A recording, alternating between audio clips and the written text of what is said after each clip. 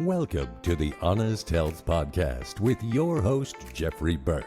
Honest Health brings you the brightest minds in the natural products industry, as well as athletes and entertainers. Jeff will keep you entertained and informed while educating on how to be successful on your healthy journeys. Now, here's your host, Jeffrey Burke. Hello and welcome back to the Honest Health Podcast. My name is Jeffrey Burke and I am so glad you're here today and I am so excited. This is going to be such a fun podcast. Many of you that have been following me, listening to me for many, many decades now, you know how important the people in my life are that are close to me, and you know how important animals are to me as well, horses and dogs. I equally love them both. And I have a lot of amazing, great friends in the equine and canine parts, the sectors of our world. So it's real important. And today I get to, have someone on with me that I think you're really going to enjoy this conversation. I think a lot of times people don't really understand the technical part and the difficult part of being a professional athlete. And I'm not talking just football and tennis and baseball and all that, but I'm talking a rodeo athlete, a professional rodeo athlete. And I have friends in the industry. I've had a couple on, and I have another one on with me today, and you're going to absolutely love her. She blends two different careers at the same time, so we're going to talk about that. Help me welcome my guest, Wenda Johnson. Hello. Hey, I'm grateful to be here. Thank you for having me. I'm so glad to have you here. I got to see you quickly at National Finals at the end of the year last year. And I know that your schedule is so amazingly busy, and it's just an honor to have you here today. Thank you. Well, I'm excited to be here and excited to talk about horses and life and careers, and it's going to be fun. I think it is too. When you were little growing up, obviously a lot of the people that are in the horse industry that I knew, they grew up on horses. I mean, they literally grew up around them and on them at a very young age. Was that true for you too? Yes, absolutely. All my early memories are on a horse. And, I have two sisters, and we definitely spent a lot of time horseback. And, we developed some great skills riding bareback and doing fun things and creating games and learning the companionship with a horse and the trust that we would build. So there's amazing memories for me. I was really fortunate. We grew up in Arizona, and we had a horse barn that we boarded horses and had a facility. And so we were right in the middle of town. And I feel like we had the best of both worlds. I had the small town feel of the boarding facility and the horses and the property. And yet we were right in the city. So I had all the conveniences of the city. So it was really a wonderful world, best of both worlds. And I'm so grateful for it and have so many cherished memories because of it. Something else that you had that maybe other people were maybe not as blessed to have was a family that understood the importance of horses and the Western lifestyle, and you had support from the top down. So that's very important as well. Absolutely. My parents were very supportive. My mom also was a great coach and encouraged us to get out there and do it and do our best and have fun with it. And she also taught all sorts of sports. So we played every sport, softball, volleyball, football, whatever, you name it, we did it. And she was a big component in the success that we had even from a young age to go compete and be competitive. When do you think it was that you had this decision, or you were wrapping your mind around the idea of wanting to be a professional barrel racer? I'm in a little bit unique situation compared to most of my fellow competitors. I'm not the most driven by competition itself. I love competing. I love horses. So I think what actually truly drives me more than anything is the competition with the horse and the development of the horse, helping them reach their potential, us coming together as a team and doing our best. And really what I honestly love to promote is helping that horse enjoy their job and do it willingly and let them do their job. I try to stay out of their way and because I don't want to pull on them. I don't want to create resistance by, having to micromanage them around a turn. They're very smart. They know their job. And if they enjoy it, they give you so much. And that's what I really, truly enjoy. And that's probably what pushed me just lately, even for this last, 9-10 years.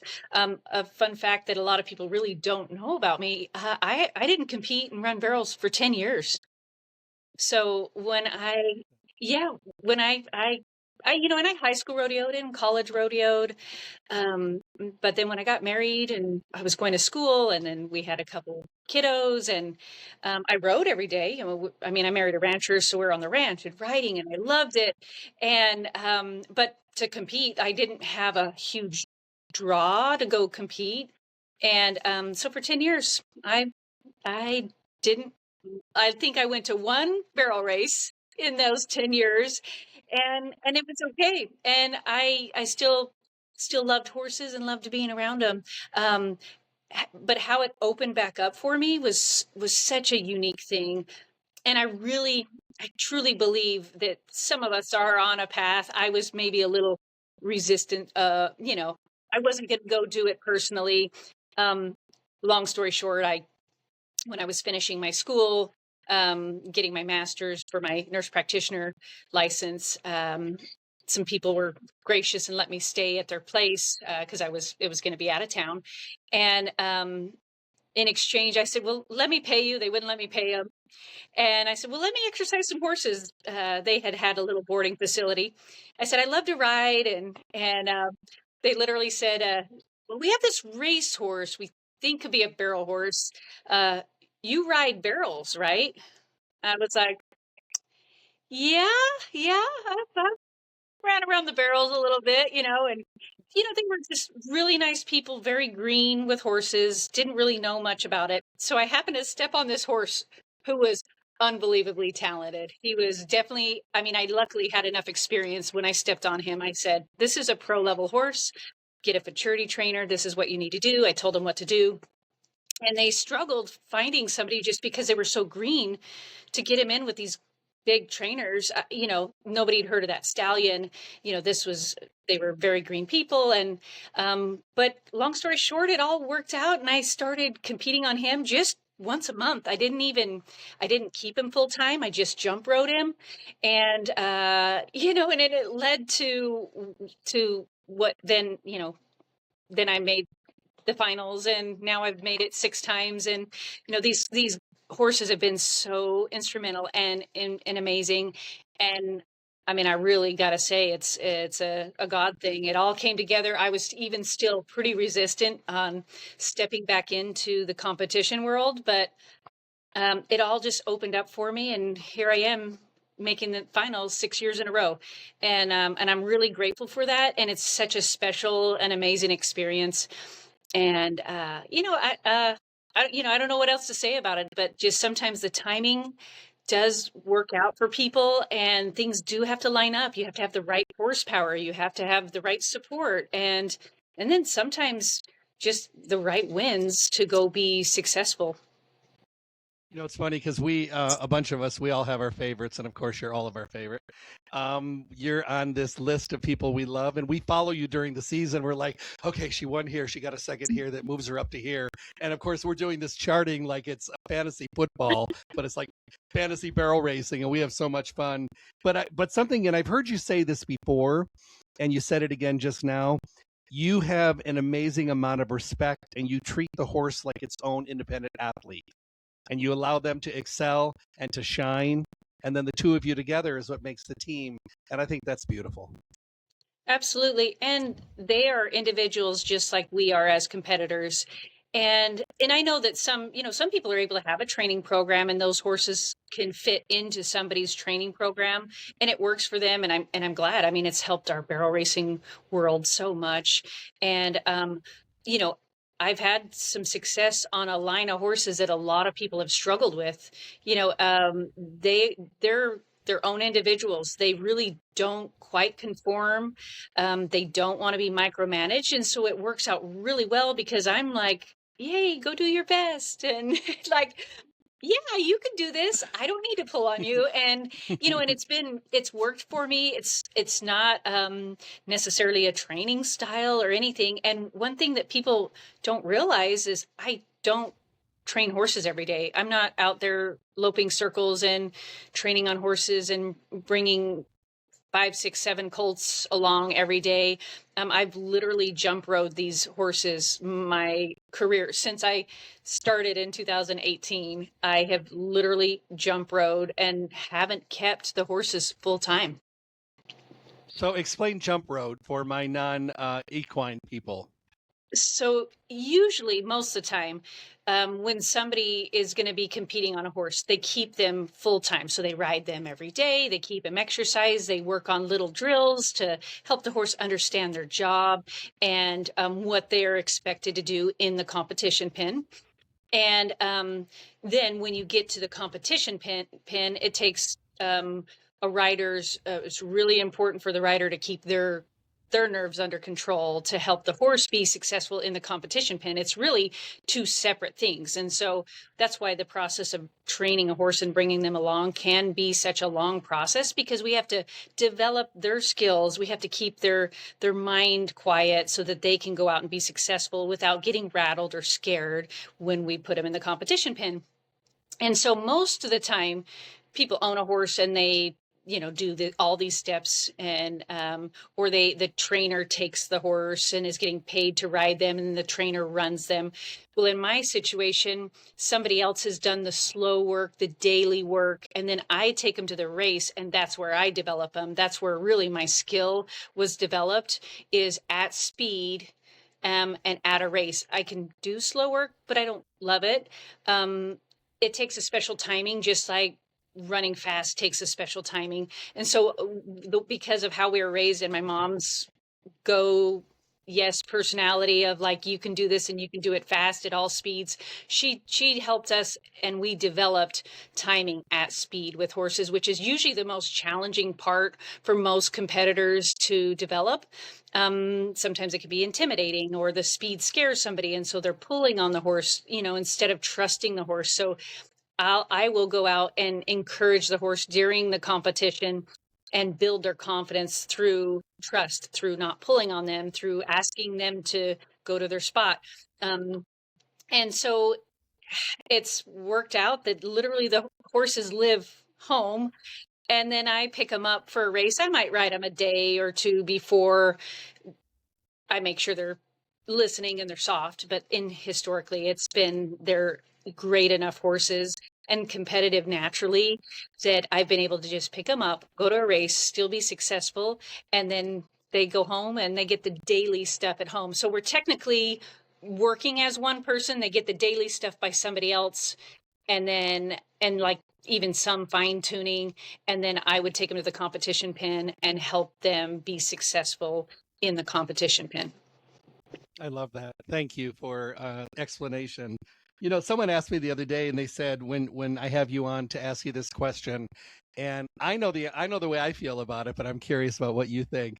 They wanted to know, do horses have people that they like to ride them, and do they have horses that do not? There's people that they just don't click with. Can you not click with a horse? I've ridden a lot of different horses. I've started a lot of young horses. We had the boarding facility, so I rode a multitude of horses. And honestly, out of every horse I've ridden, there's really only been about two that I can think of that we just didn't quite have the chemistry. And to take a step back, one was a competitive horse. I mean, he took me to nationals. He was our pole bending horse. My sister had trained him in the poles. He took her to nationals. They worked really well together, and he loved her. But then when she graduated and then I got on him and I didn't quite, it's interesting, I think, because he was mean to my heart horse, my mare, and he was mean to her. So I was always like, hey, you be nice to her, and he kind of just was like, no, I'm the alpha. And if I want to be mean to her, I will. And, but interestingly enough, we still worked really good together, almost as business partners. So we didn't have a lovey-dovey relationship that I would say that I had with all my other horses through my whole life. Because I'm always like, lots of cookies and, it's very sweet and kind. And him and I, we didn't have that. And so our chemistry, but he was a competitor and he loved it and he was very good at it. But we were literally like business partners. There was no like love. It was like, we're doing our job. This is our job. And, so it was an interesting experience for me. So I do, just like people, there are times that the chemistry is not quite right, or maybe the horse isn't interested in what we're asking, and so they might be a little put off. I do think, barrel racing is an intense discipline for the horses. We are asking a lot of them. We're doing this at full speed, so sometimes it can be challenging and get the horses a little excited or nervous even. And so I'm a huge advocate on helping a horse enjoy and love their job, because the way I look at it, I get to do what I enjoy, which is riding horses, and I want them to love their job that they didn't ask to do. Most horses don't have a choice. We literally say, you're going to go run barrels, and you hope they like it. And you can see the horses that aren't enjoying their job. I think it's a lot like people. Their personalities are so similar to so many people. How many people do we know are sitting in a job that they don't like? They're frustrated, they're mad, they're upset, they don't want to drive to work today. Well, there are some horses that are in the exact same situation. They may not like it. They maybe can't handle the pressure, or there's different challenges that make it hard or upset the horse. And so I work really hard. One, I want them to love their job. And fortunately, I've been able to be on these horses that are so amazing, that do truly love it, that have a natural competitive edge, and that want to go win. And it makes it that much more special. And it's like having a great employee. They're like, we can do this, and I'm gonna, it's amazing. They're more like people than we realize, even though their brain is so different from ours. But it's special to watch when you truly have a connection with a horse, and when they are giving you so much and want to go be successful themselves, and we're not forcing them to be successful. Hard to stay healthy on the circuit, because I mean, you're traveling a lot, you're staying in weird places, you're sleeping in trailers, you're eating food many times that is not good. I know it's harder for someone like you. You're a nurse practitioner. You know the side of keeping your body and your mind and your health and everything healthy, and it's got to be a taxing, if you will, to be on the road. It's definitely a balance. And really what it comes down to is self-awareness and self-recognition on what you need as an individual, because we are all different. All of us have different needs, nutritional needs, and health challenges. And so it really comes down to identifying, what do I need to stay healthy. The biggest thing is, I need protein, and I know that. So I really try to keep a specific level of protein. I have to have protein or I don't function. And so I've been able to develop that. I always keep hard boiled eggs on hand. I mean, things that I can just grab a quick snack and protein. Luckily with the horse trailers, we have a kitchen, we have a refrigerator. So I can keep good things on hand, like boiled eggs. It's easy, fast, and that's a quick go-to. So I do think it's really important, though, to maintain health. There's plenty of people that go on no food and energy drinks, and they are pushing themselves and they are maintaining, but it's probably more because they're young. Eventually that stuff does catch up with you. If you're starving your body of nutrients, it will catch up to you. And that's a personal choice for people. I 100% believe you can't make anybody do something or change. They need to make the choice and change and set those good habits to be healthy for their long-term health. People have to be ready for a change. Mhm. I ran into someone back in the Midwest a couple months ago, and she said, when I was in Vegas, I listened to your radio show for like 25 years. And she goes, and for the first 20, I kept thinking, those are really good ideas, but I did nothing. She goes, and then I got sick. And then I started thinking about all the things that you taught me, and you actually took time. I did a consult with her, I remember, and she got real healthy after that. She goes, I guess we just have to be ready. And I think you Yeah, just said it. We have to be ready. It's amazing that the two things that you have mixed. Nurse practitioner, do you love it? I do. I've always enjoyed nursing. And so I was a nurse, obviously, at first and for 8 or so years. I worked in the ER, loved it, and, wanted to finish up with a higher degree. I have two girls, and I want them to know that they can accomplish anything they want. And in all reality, for any of these little girls watching me run barrels, I want them to know how important education is to give them options. I get to run barrels and do it because I love it. I'm not doing it because I have to or I have to win to be able to go to the next race. I do it because I enjoy it. I love it and it brings me happiness. And then, and then I also get to work in the hospital and I help people there. I love being a resource for my community. And it's special. I have the best of both worlds and get to enjoy so many different aspects. And I'm grateful to have the education behind me. It's benefited me in so many different ways, and it's been invaluable. I remember when I went back to school, it just got to the point when I'd been doing, I'm in my 46th year now in my industry. And I got to the point where I was just like, as you're climbing up, they start expecting letters after your name.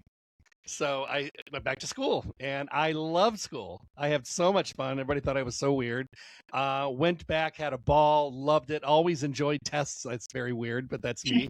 And I feel a lot better about having that education, because what I also do for a living is I'm the director of education for a very, very large new company out of Costa Rica, where we have Wow. a certified organic farm, and we're growing everything regeneratively in Costa Rica, these wonderful herbs and supplements. And because, for the last 45 years, organic has kind of been the way to go. And we concentrated in what was not in or on our vegetables and crops, but we didn't do anything about the soil. So now Mhm. regenerative, it's thinking Yeah. about the soil as well. So The it's nutrients really, that, yeah, and 100%. it's important to me. I love it. And it's, for So me, amazing. I'm at this point now where I wanted something to sink my teeth into. So I understand the passion when you have something that you're passionate about. And I work with a lot of nurses. I have been working with nurses more so than doctors for decades. People don't realize nurses hold the world together. And without nurses in hospitals, these doctors would be lost. Sorry, guys and gals. If you don't have wonderful nurses there, they hold you up, they prepare, they Yep. balance, they get everything ready, they've got your back. They are the main bloodline of hospitals and doctors' offices in this country. And my hat's off to the nurses. So thank you for what you do. Absolutely. Thank you. And it's amazing what you're doing. You're promoting health and awareness. Like that's so special. And we're in a day and age that knowledge is so accessible. It's So true. why not It's true. educate ourselves to make the best choices we can for ourselves, for our health, for our families, and for our bodies? Why not do what we can do when it's right here at our fingertips? So I commend you for being a part of that, and hopefully we have this new transition and new change of awareness that is a healthier choice for ourselves. Ask you a question. Just, we're talking about diets and stuff like that.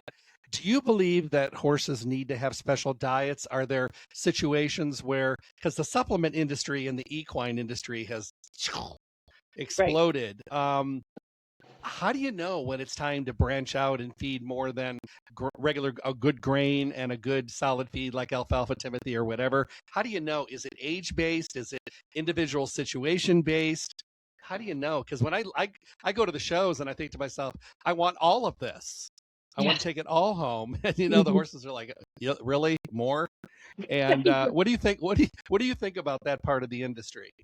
Well, it's a really tough question because it is very individualized, kind of like us as humans. Um, but in general, I feel like you can base a lot off of a horse's body condition and how much they're getting rode. How many calories are they burning? So Mhm. they need the fuel for their body to go and perform.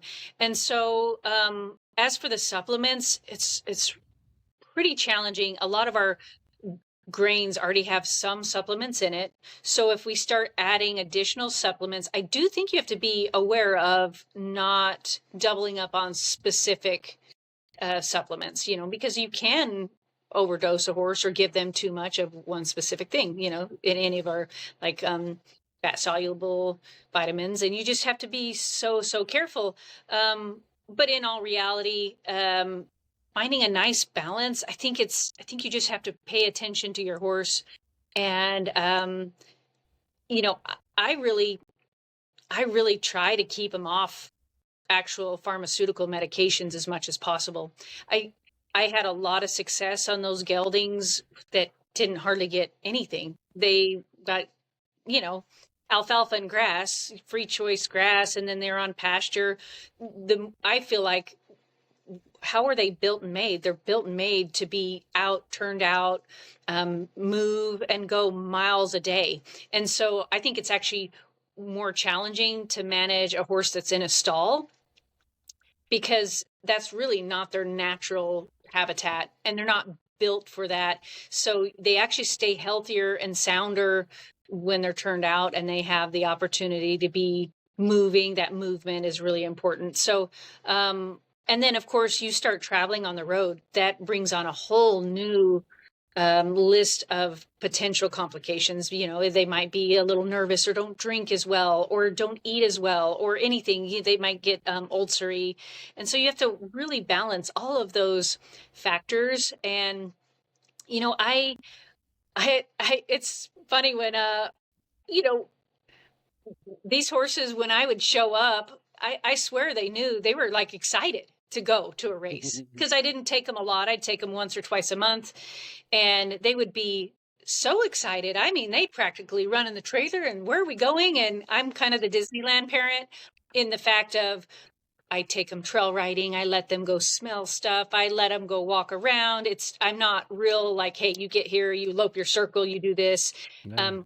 The consistency that every horse really does need in that training process, they were getting that at home, very consistent. You get tied here, you do this. This was very process-based training, like most horse training is. Well, then I show up and I'm like, come on, let's go, boys, and let's go explore here and let's look at this. And I swear those horses, they loved it. And it hit me one time. I'd shown up. I probably rode the geldings. I don't know. I mean, this was, it'd been the 12th time maybe that I showed up to go take them to a race. And I'm not joking. I don't know if this is a real thing or not, but I swear when the one horse, he saw me and he perked his head up and he had a caption above his head that said, "The blondes here, we get to go fast."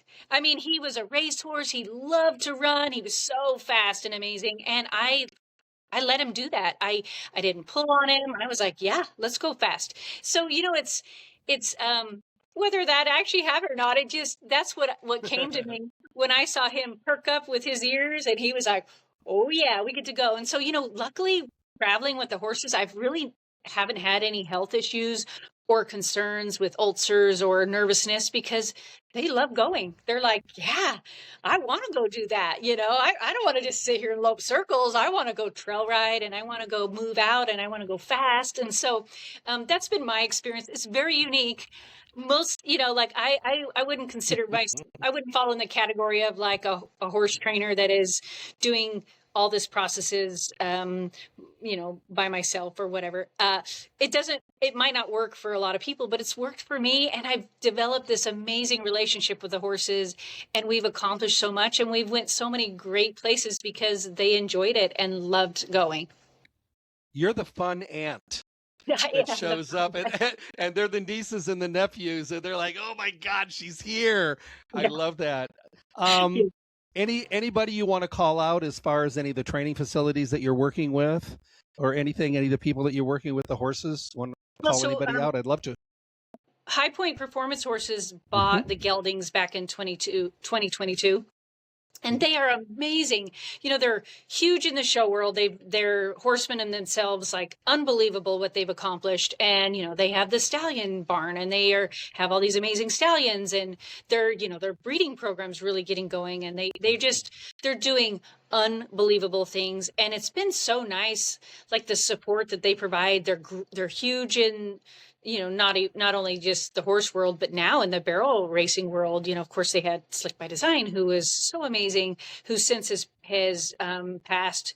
But man, they have done some fantastic things for the barrel world, and just bringing some of the bloodlines. I think what was really nice, they made Slick's breeding fee reasonable for most barrel horses, and so a lot of people were able to breed to him and kind of increase their mares, bloodlines, and have some really nice colts and be able to go compete and perform. And, you know, he's really level-headed. I think he throws really level-headed colts where they can rope on him. They've raced on these colts. They run barrels on him. And I think that truly says a lot. And it's been really impactful and positive for our barrel racing community. And I know they've done amazing work. I met Charlie many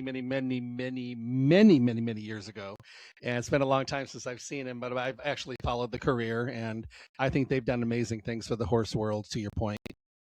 So, you know, I think one of the things that I want people to take away from this is that being an athlete, you know, sometimes, you know, you think about, like we said before, a baseball, a bat, a hockey puck, and all that.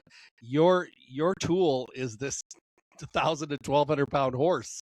I mean, that is part of your athleticism that you have to be able to work with. And there's something to be said about being able to just do what you guys do. I mean, I think it's amazing. I think that the people that I've been able to be friends with that are at the top of the field work so hard. And you guys are so good at what you do, and you make watching the sport exciting. Well, and it is truly. Oh, sorry. Go ahead. No, I was to say that's exciting. Yeah, and it's truly a daily progression. You know, they're not machines. So, you know, their health is really important, their soundness. That's why it's so important to have safe ground that we compete on. And, you know, these horses are giving their hearts to us. They are running and turning wide open and giving everything they have. And so when we have ground that has a hard pan, or is too wet, or whatever, hasn't been worked properly, it's so detrimental to these horses that are really trying their best, and it can really set back their confidence, or run the risk of hurting them. And if you hurt them, I mean, you can be done. It can be career ending. Even unfortunately, look at Vegas's ground this year. It was not for the faint of heart. And, you know, every year we kind of ice skate there. That's pretty normal. People don't realize how bad the ground is there because our horses are so legit. I mean, you get this level of horses that know how to ice skate, unfortunately. And so they kind of hide how bad the ground is at Vegas, but it's always been pretty rough. It's the same ground they've had for 40 years. And it hasn't changed. And it's apparent that it's not, if they don't do something, it's going to continue to do the exact same thing. I mean, one fall how much did that fall of Caitlin's cost her? She'd been placing every go. She was sitting great in the average. And, you know, she lost that go and had to give her horse a day off. So it cost her in the average plus the 2 performances. He had been pulling checks every day. So it shouldn't be happening, especially at our Super Bowl of rodeos. Hopefully we're going in the right direction to get it changed and improved. But sometimes I wonder, you know, the politics behind things and hands tied and the excuses. It's unfortunate for a professional association. I would hope that they would increase and improve, not only for their own reputation, but for their competitors that pay a membership fee to be a part of their association. Is the dirt in need of being deeper or just work differently? What is a switch that could make this different? You know, I do think, you know, and I'm no dirt expert, but in general, that ground tends to get a hard pan. So it has to be ripped and then repacked. And unfortunately, almost every day it has to be ripped and then repacked. And a lot of times they don't allow the tractormen enough time to actually prepare the ground to make sure that it's adequate. But I know every year I've been there, there's been challenges with the ground. I mean, look at that one year, Sandy's knee was twisted completely sideways. Like heartbreaking to see that happen. And it definitely needs a professional managing the ground. I mean, that's been my big push on, when they ask questions like, okay, at Puyallup, that's one rodeo that they require us to go to if we want to compete at Sioux Falls. And so we all want to try to get to Sioux Falls because it pays good enough. And but that is one place we actually are required to crack through the gates. It's historically not good ground. And I found a big stake, like a big nail, a couple years ago, and talking to that ground crew there, and they're like, yeah, we don't screen the ground. I'm like, Wow. I know. I'm like, I mean, look, this is even from an ER standpoint. I'm like, what if a steer wrestler is getting off on his horse and that nail goes through his boot? I'm like, you guys are scrubbing the bleachers so somebody doesn't fall in the bleachers and you don't get sued, but yet our horses and our competitors have to put up with ground that's not even screened. And I had told one of our WPRA members that was overseeing it, and she said, what do you think? And I said, you know what, this is really simple. You need, for a way to portray what we're trying to get across, this is a professional association. We should have a professional ground crew taking care of the ground. It's that simple. It doesn't have to be complex. Doesn't even have to be this big match between associations or committees. Literally, you just say, this is a basic standard. One, we have a warm-up pin, which we don't 80% of the time, by the way. It really hurts my heart. Like, I get so frustrated that our horses are literally warming up on who knows what, hard ground, rocky ground, dusty, or inadequate, or not even there. And we don't have a warm-up pin. And then you want us to go perform and they have to go give their heart on ground that might have a big nail in it. So it can frustrating. This is probably a little open. Sorry, I hope that's okay. It's perfect. It's a little open, but it's the reality, unfortunately, that our amazing athletes, horse athletes, have to endure. And I just am like, it's simple. We are a professional association, and so it should be a requirement, a professional grounds crew preparing the ground. And I don't know. I hope it gets better. There are some improvements now that we're adding the drag. We get it now everywhere except for the NFR. Yeah. When 15 of us are running, but it's coming along, but it's still a very slow process. And I think because the PRCA doesn't have any basic standards set in place when they co-approve a rodeo. If they would have basic standards, then the committees would step up and meet the criteria to become a co-sanctioned pro rodeo. But PRCA, they get paid regardless. So why would they implement or enforce basic standards? So I think until the PRCA steps up their game and says, we are a professional association, we do want to be up here and known as a professional association, I don't think it's going to make huge leaps and bounds because at this point, they're still pushing it off to the committees or to the WPRA or.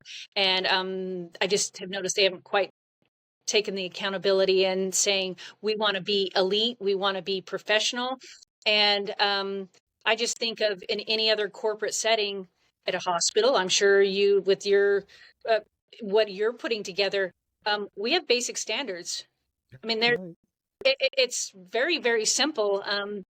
SOPs in place, safety precautions, and we don't have even a touch of that in our professional sport that is a lifeline and a person's livelihood for many of these competitors.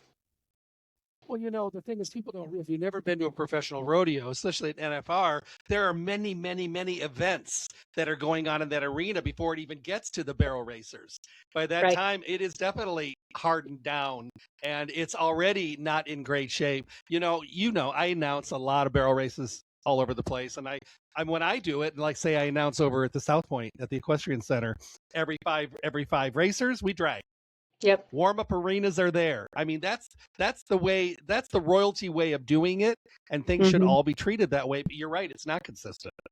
You know what? One thing I actually really love, I love going to Canada because barrels is actually the second event, and they did it for that reason. The ground is as prepped and as good as it's probably going to be because they have it prepped and ready for the start of the rodeo. They start with the bareback and then barrel racing. And Sweet. it's I've noticed a huge benefit to that. One, we're out of the way of the cowboys, and it's pretty hard to warm up in a warm up pen that's only 30 feet when you have team ropers the event before you, because you're double the amount of competitors, and they have ropes and they're swinging, and then your barrel racers trying to get ready, and there's no room when your warm up pin's 30 foot, and so I know that's something that the stock contractors and even the committees might not even be aware of, but what it really comes down to is education and knowledge, and helping some of these committee members know how important some of these basic things are, and really important for the horses themselves. And safety and respect for both the athlete on the horse and the horse themselves. So I think that's Absolutely. really, really important. I have loved this today more than you know. This has been so much fun. I'm so glad you're here today and taking time out. This meant a lot to me. I want to ask you a couple questions. Sure. The first question is, leave everybody with a Wenda thought of the day. Well, I mean, there's so many great things. Feel so blessed every day to get to do what I enjoy and love. And so I definitely think, enjoy every moment to the fullest, and remember that every action is going to be impactful, either positively or negatively. And if we can smile and make somebody else's day special, it comes back and it helps other kiddos and it helps people, and it can brighten somebody's day. And so it's important to live your life the best, reach your potential, whatever your goals are, you can reach them and accomplish them. And, set a high standard for yourself. You can accomplish anything here in the United States. It's amazing. We are so blessed and so lucky to have all these things right at our fingertips. So whatever you want to accomplish, you can put the effort in and do it.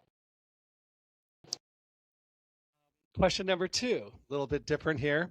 If you were, God forbid, to leave this earth today, what would you want to be remembered for? I definitely would say kindness, accepting, thoughtful. I would love to leave a legacy of just somebody that always treated everybody great. And despite what was going on in life, I know we have social media that it's crazy how quick people can jump on the bandwagon and blow things up. And you know what? The reality of it is we're all human. Nobody's perfect. And sometimes,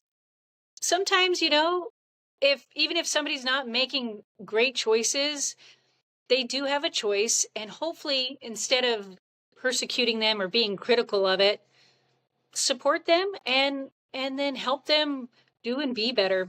And that's what we're all just trying to do on this earth. Look, whether it's me trying to go compete and do my best at a high level, or working in the hospital and, trying my best to raise 2 individuals to become amazing adults. I'm doing my best. And so hopefully people would see that I tried to do it through kindness and love and support, and but yet not sacrificing. It's hard from a woman's standpoint. I think a lot of girls are just taught that you kind of have to, what's the right word? Bend too much, or accommodate too much. I think we can still set really healthy boundaries when trying to help and support somebody, but encouragement of kindness can go a long ways. I hope everybody loved this as much as I did today. This was a great show, and what a wonderful conversation. Wenda Johnson, my guest today, professional barrel racer, nurse practitioner, among many, many other things. Kind person to horses everywhere, and I think that's amazing. I hope you really liked it. Take the time to listen to the podcast on any platform, and you can also go to my YouTube channel. It's just Honest Health with Jeffrey Burke. And when you're there, make sure you listen to all the shows. I have a great mix of shows because you know how I feel. Your message, your tips, the secrets, the ideas that you're looking for can come from anywhere, from anyone. There is no one person that's going to help you out. It's good for everybody to do what they're doing, and appreciate the knowledge that comes your way. Make sure to subscribe when you go there. Gives visibility to my amazing guest. Wenda, thank you for being here today. It was a blessing to have you. Thank you so much. Everybody have a wonderful day. Be well.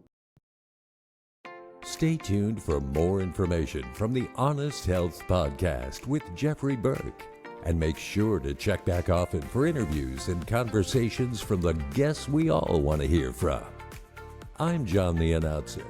Thanks for listening.